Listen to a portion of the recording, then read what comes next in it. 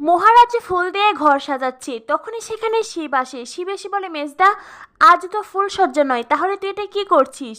মহারাজ বলে, বাড়ি ফুলসজ্জা নয় তো কি হয়েছে, বাড়িতে নতুন বউ আসছে। তখনই মহারাজের বন্ধুরা ছুটে এসে বলে, মহারাজ ঘর পরে সাজাবি, আগে চল পূজা বৌদিকে বাঁচা। মহারাজ বলে, কেন, কি হয়েছে?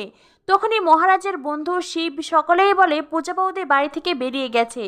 মহারাজ বলে, না না, এটা হতে পারে না, পূজা আমাকে ছেড়ে কোথাও যেতে পারে না। মহারাজের বন্ধুরা বলে, হয়েছে মহারাজ, এটাই হয়েছে, তুই তাড়াতাড়ি চল।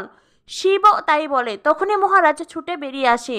এদিকে দেখা যায় সোম প্রিয়াঙ্কা সদর দরজায় উপস্থিত। পূর্ণিমা বেশ ঘটা করে তার আদরের সোনা বৌমাকে বরণ করে। তারপরেই মিলিকে বলে, যা এখনই দুধে আলতার থালাটা নিয়ে আয় আর শাড়িটা বিছিয়ে দে। মিলি ওখান থেকে যেতে চাইলেই মহারাজের বাবা বলেন, এই মিলি, কোথাও যেতে হবে না, পূজামা যাওয়ার আগে সবকিছু চোখের সামনে রেখেই গেছে, ওই দেখ শাড়িটা ওখানেই আছে। এরপরেই পিসি ঠাম্মি মিলির হাত থেকে শাড়ি নিয়ে বলে, তাড়াতাড়ি কর তো, যত তাড়াতাড়ি ঝামেলাগুলো মিটে যায় ততই ভালো। পূর্ণিমা বলে, ও তাই বুঝি পিসিমা, আপনার কাছে ঝামেলা মনে হচ্ছে, তাহলে আপনার এই কাজটা করতে হবে না, যান ঘরে গিয়ে বসে থাকুন। এ বলে পিসি ঠাম্মির হাত থেকে শাড়ি কেড়ে নেয় পূর্ণিমা। পূর্ণিমা মিলিকে বলে, আমাকে সাহায্য কর। এরপরেই পূর্ণিমার মিলি দুজনে মিলে শাড়ি বিছিয়ে দেয়। পূর্ণিমা বলে, ওই অপয়া মেয়েকে বাড়ি থেকে বের করে দিয়েছি, ভালো করেছি। তখনই সেখানে আসে মহারাজ।